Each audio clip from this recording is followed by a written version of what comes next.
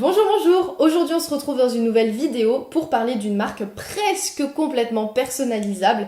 Alors je dis presque parce que ce ne sont pas tous les produits, mais on va dire une grande majorité, les plus importants en fait. La marque en question c'est Lime Life by Alcone. Comme je vous l'ai dit dans mes anciennes vidéos, nous sommes liés par un partenariat, ce qui veut dire que vous pourrez retrouver dans ma barre de description des liens affiliés qui vous ramèneront directement sur ma boutique virtuelle. Alors sachez que ceci ne change rien au prix, c'est pas plus cher. Et idem pour mon opinion, si j'aime, je le dis, si c'est pas le cas, c'est pareil.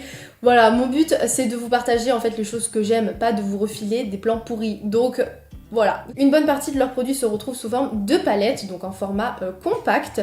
Ça c'est valable pour les fonds de teint, les correcteurs, les blushs, les bronzers, les poudres fixatrices. Et bien évidemment les fards à paupières, j'ai failli les oublier. Que je vous les montre quand même. Donc les voici, il y a vraiment plusieurs tailles. Je vais prendre une un peu plus petite, ça c'est un capsule. Hop, j'ai aussi de l'individuel. Voilà, après il faut faire son choix. C'est toujours le même packaging, il n'y a que les jets de pigments qui changent de couleur. Voilà, soit vous êtes sur du rose jaune, soit du bleu vert. Du bleu violet, je dis n'importe quoi. Quand on les ouvre, voilà comment c'est disposé. Donc là, c'est une petite palette de 6 fards à paupières. Celle-ci, je sais pas si vous vous rappelez, je vous l'avais présentée à Noël dernier. Voilà, c'est quand je découvrais justement les palettes de chez eux. C'était la première fois que j'en achetais. Si jamais vous trouvez que c'est trop, vous pouvez très bien partir sur une de 4 ou bien hop, en individuel. Alors l'individuel c'est pas ce que je vous préconise, mais bon, on va dire que ça peut toujours servir. Si on part du côté du teint, je peux aussi très bien choisir une poudre matifiante. Bon bah là elle est à l'unité, mais si jamais j'ai envie de tout regrouper, je peux très bien aussi partir sur une plus grande palette avec 3 slows. Et donc là bah, j'ai décidé de mettre mon bronzer et 2 blushs, il y en a un mat et un irisé, mais j'aurais très bien pu aussi, hop, plutôt prendre qu'un seul blush et venir mettre ma poudre ici. Quand on les retourne, vous voyez qu'il y a des trous, donc ça c'est ce qui permet de les déclipser et de les repositionner à souhait, puisque les palettes sont aimantées. Donc là souvent moi ce que je fais, je prends un stylo et c'est ce qui me permet de les enlever sans problème. Pour le make-up qu'on va voir aujourd'hui, c'est celui-ci. Et j'avais envie d'acheter de nouvelles couleurs, donc du coup je me suis tout simplement rendue sur le site internet. Je vous l'affiche en même temps à l'écran.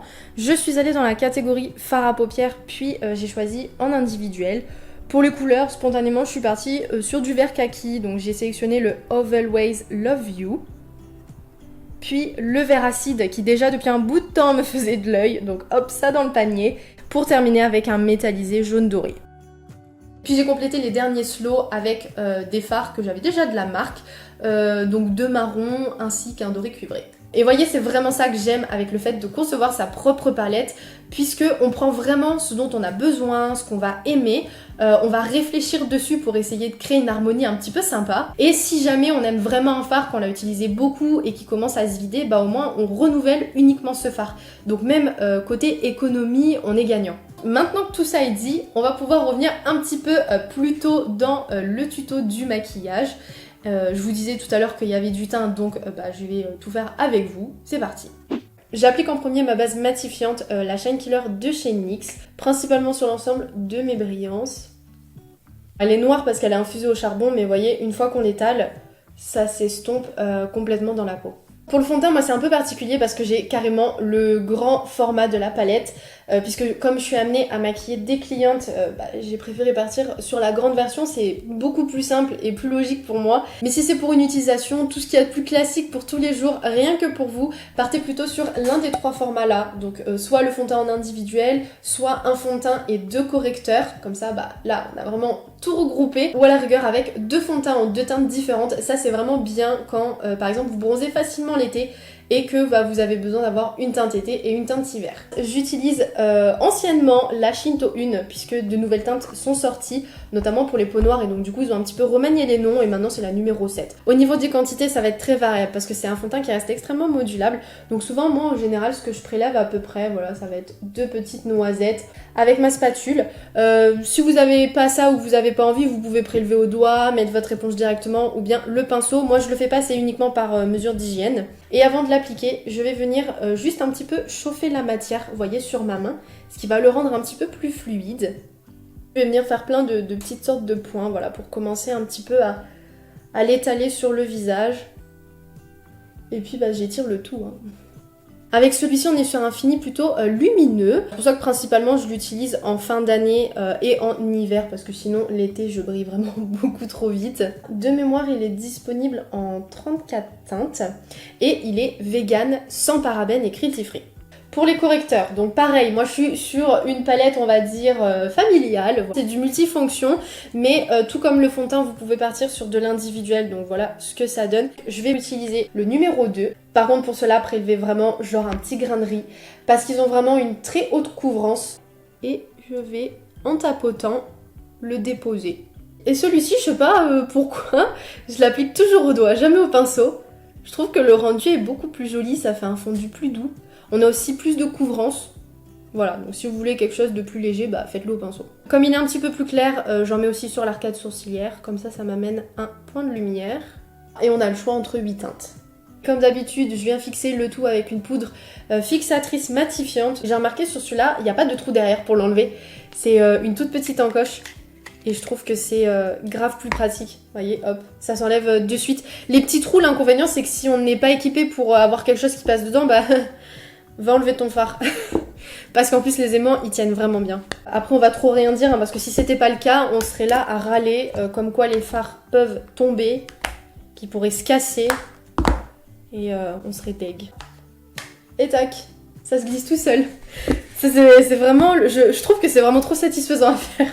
Là je vous montre avec la leurre parce que c'est une option qui est proposée dans les palettes personnalisables, mais faut savoir que c'est pas ce que j'utilise au quotidien, pas parce que c'est un mauvais produit, c'est juste que pour mon type de peau, le grain de poudre est trop fin. Il faudrait limite que je repoudre mon teint toutes les 1 à 2 heures, voilà. Donc moi je ne suis pas esclave de mon maquillage, donc non.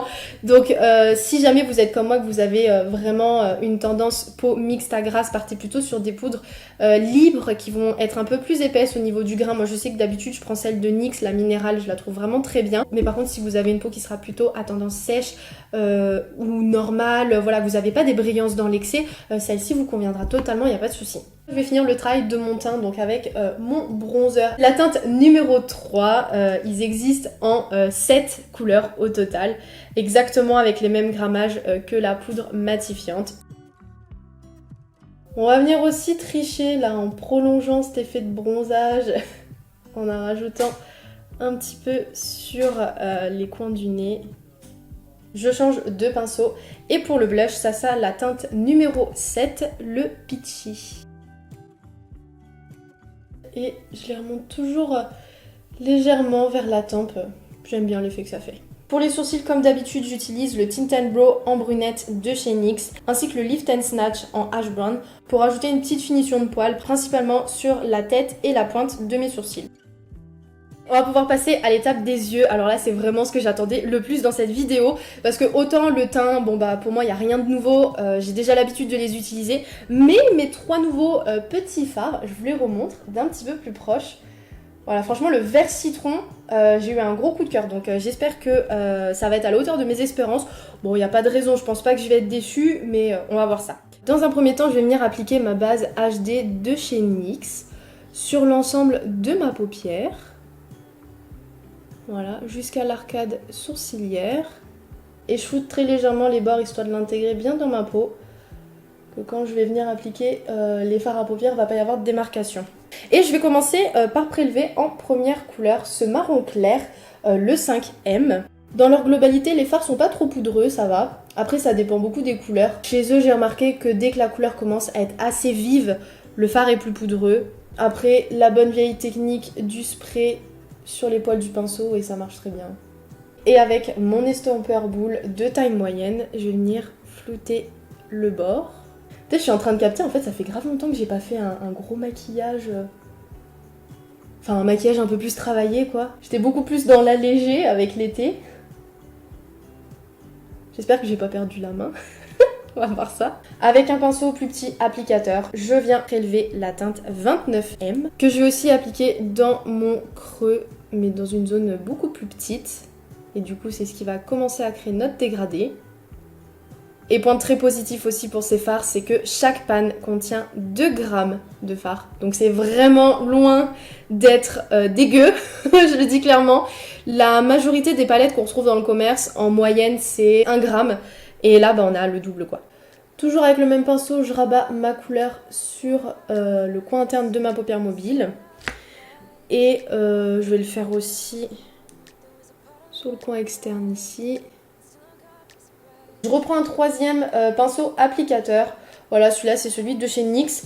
Et je vais prélever la teinte cuivrée, la numéro 14. Et je l'applique principalement sur le milieu de ma paupière mobile, ce qui servira de point de lumière. Et je vais ensuite passer à ma couleur du dessous. Et je vais donc prélever le vert kaki en numéro 35. Je le dépose directement le long de mon ras de cils. Franchement pas mal. Même en l'estompant, il garde bien de son intensité. On voit que voilà, ça reste vert. Et après ça, je vais appliquer mon petit vert citron. Donc c'est la teinte numéro 10. Et l'idée, c'était de faire un dégradé vert kaki pour donner la petite touche de peps. Je sais même pas là. J'ai l'impression qu'on le voit quasiment pas à la caméra. Dès que je le mets et que je l'estompe à peine, il s'efface beaucoup. Bon, on voit qu'il y est, mais je m'attendais à un truc quand même plus waouh. Je vais essayer d'appliquer un petit peu de spray de mon Dewy Finish là, de NYX, pour essayer de le rendre plus opaque. C'est mieux. C'est pas exactement ça, le rendu que j'avais en tête. Je vais tricher. Je vais le mettre genre, tu sais, en tapotant. Et je vais pas l'estomper. Non, c'est pas possible. En fait, au final, les deux mélangés, ça me fait un petit vert sapin. On dirait que j'ai mis qu'une couleur. Bon voilà, du coup, le max que j'ai pu faire, je pense qu'il faudra à chaque fois l'utiliser avec une base crème en dessous, dans la couleur voilà, qui s'en rapproche. Parce que sinon, en fait, il s'estompe beaucoup trop et ça s'efface et c'est dommage, quoi. Sinon, on va quand même continuer et je vais venir crayonner l'intérieur de ma muqueuse, donc avec le crayon Golden Olive de chez NYX, qui est un slide-on. J'ai bien envie de me tracer un liner, donc pour ça, comme d'habitude, je vais utiliser l'Epic Ink de chez NYX.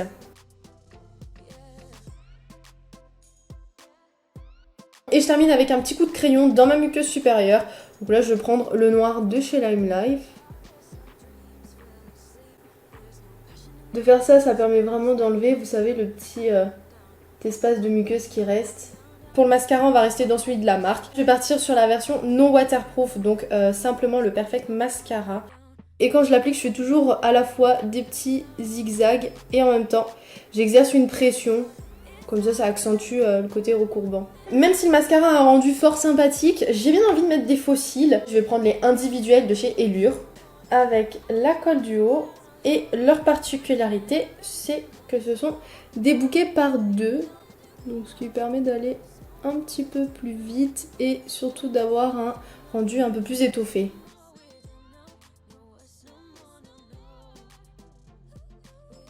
Ah oui, je viens de capter que je voulais faire un petit trait un peu graphique au-dessus de mon trait de liner noir. J'avais complètement zappé, je viens de me rappeler. Donc pour ça, je vais utiliser mon Rainbow Cake Amazon de chez Global Color, que je vais activer avec un petit peu d'eau.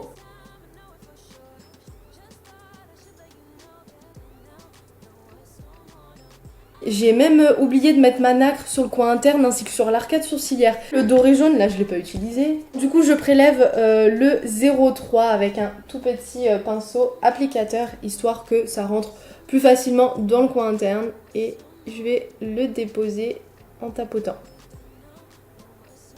Et voilà. Ah oui, quand même, ça finit le truc.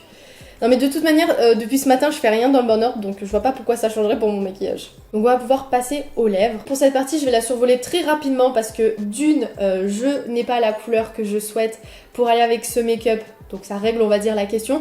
Et deuxièmement, en soi, il n'y a rien de personnalisable. Tout s'achète à l'unité, comme ce qu'il y a de plus classique. Et nous, notre vue, quand même, elle était principalement sur les produits de la gamme à concevoir soi-même. Vous voyez, je vous les montre. Là, j'ai le gloss et le liquide mat. Il y aura des crayons à lèvres. Sinon, j'ai aussi des rouges à lèvres en raisin.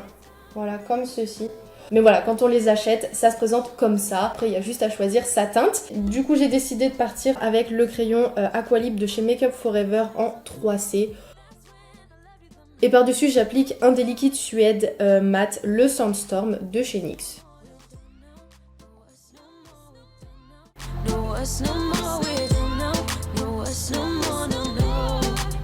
Je suis vraiment contente de vous avoir fait cette vidéo. J'espère qu'il n'y aura pas trop d'informations, que je vous aurai pas perdu en cours de route. Voilà, moi je trouve que le concept est intéressant de proposer comme ça des palettes personnalisées, de vraiment choisir ce qu'on a vraiment besoin. N'hésitez pas à me faire partager ce que vous en aurez pensé. Si vous avez d'autres questions, posez-les moi aussi, j'y répondrai avec plaisir. Et en attendant, on se retrouve samedi prochain. Ciao!